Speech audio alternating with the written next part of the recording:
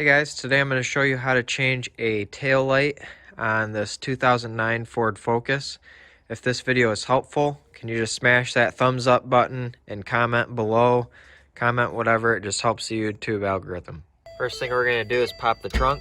Okay, first thing we're going to do in the trunk here, get a Phillips head screwdriver. You're going to take out this screw, this screw, this screw, this screw. After you have those out, you're just going to basically come in here and just kind of pry this out, and those little things just pop out of there.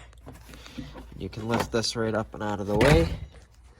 There's a couple clips on the back of here that you can see. Now we are going to do the same thing here. Just take out this screw and this screw. We're going to pop this panel off.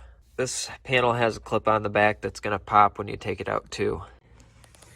Alright, now you're going to take off this nut here and this nut right here. You're going to need a deep well socket for those.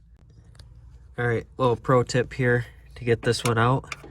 Stick a little telescoping magnet in there. You can pull that out without dropping it down into the abyss.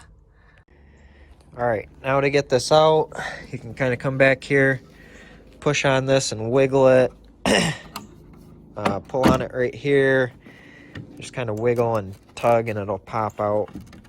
There we go. There's a little plug right here that goes in that hole.